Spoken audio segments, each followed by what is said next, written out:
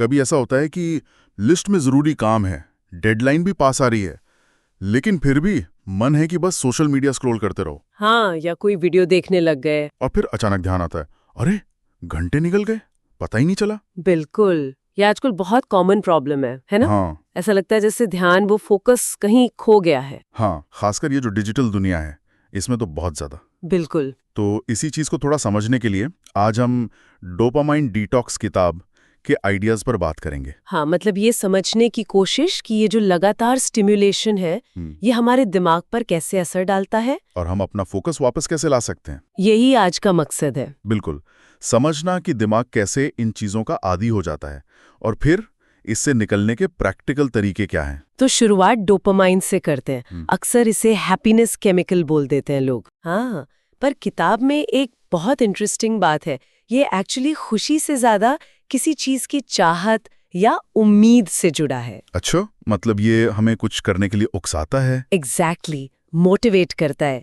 और यहीं पर जो हमारी मॉडर्न टेक्नोलॉजी है, जैसे नोटिफिकेशंस। हाँ, नोटिफिकेशंस, वो एल्गोरिदम जो आपको दिखाता रहता है नया कंटेंट, और यहाँ तक कि प्रोसेस्ड फूड्स भी। ओहो, मतलब चीनी, फैट्स। बिल्कुल, ये सब डोपामीन को बार बार ट्रिगर करते हैं।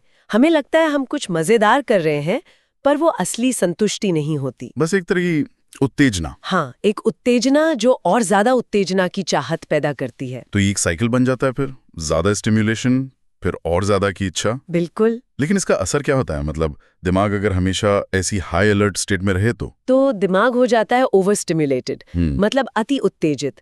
उसे लगातार तेज नई चीजें चाहिए। अच्छा। तो फिर जो काम जरूरी तो है पर शायद उतने रोमांचक नहीं, जैसे पढ़ाई या कोई जरूरी प्रोजेक्ट, वो फिर बहुत उबाऊ लगने लगते हैं, बहुत मुश्किल। हाँ, ये तो होता है।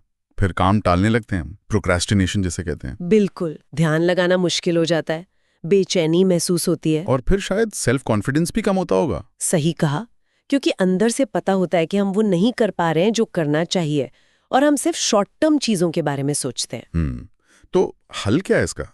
यहीं पर डोपामिन डिटॉक्स की बात आती है ना? हाँ। सुनने में थोड़ा इंटेंस लगता है। क्या सब कुछ बंद कर देना है? जरूरी नहीं।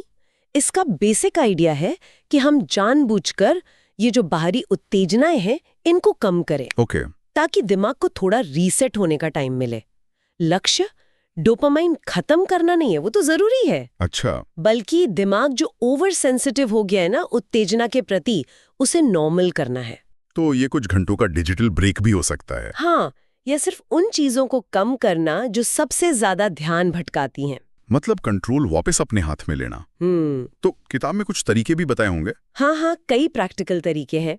पहला कदम तो है पहचानना, ईमानदारी से। क्या पहचानना? कि वो कौन सी एप्स हैं, कौन सी आदतें हैं जो सबसे ज्यादा टाइम और ध्यान खा जाती हैं। अच्छा, लिस्ट बनाना। हाँ, एक तरह की क्या नहीं करना है लिस्ट। ठीक है, पहचान लिया। पर सिर्फ जानने से क्या होता है? आदतें तो मुश्किल से बदलती हैं। सही बात। इसीलिए दूसरा स्टेप है फ्रिक्शन पैदा करना, मतलब अड़चने। अड़चने कैसे? उन चीजों तक पहुंचना मुश्किल बना दो जो ध्यान भटकाती हैं, जैसे फोन दूसरे कमरे में लग दिया काम करते वक्त। हाँ, ये तो कर सकते हैं। एप्स के नोटिफिकेशंस बंद कर दिए, या शायद कोई ऐप ब्लॉकर यूज कर लिया। ओके।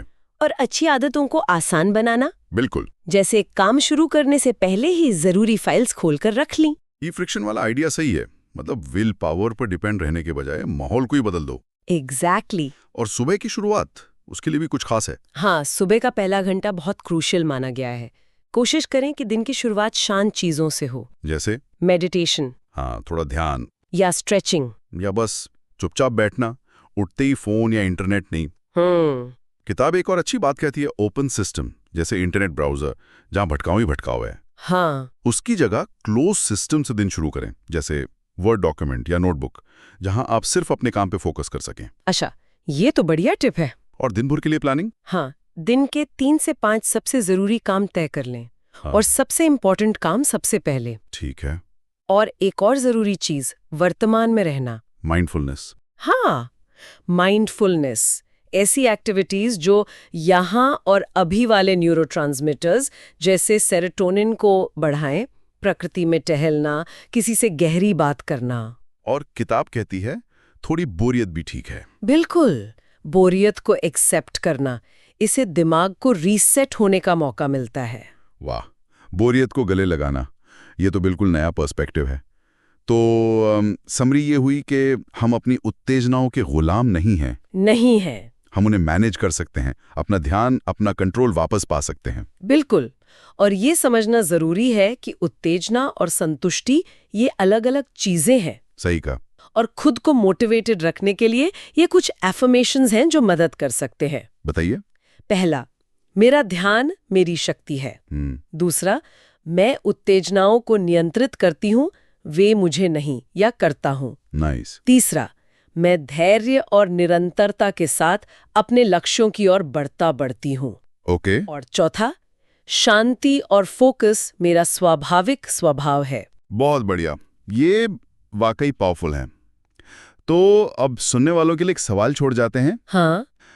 आज से ऐसी कौन सी एक छोटी सी चीज आप बदल सकते हैं जिससे अपने ध्यान को वापस पाने की तरफ पहला कदम बढ़ा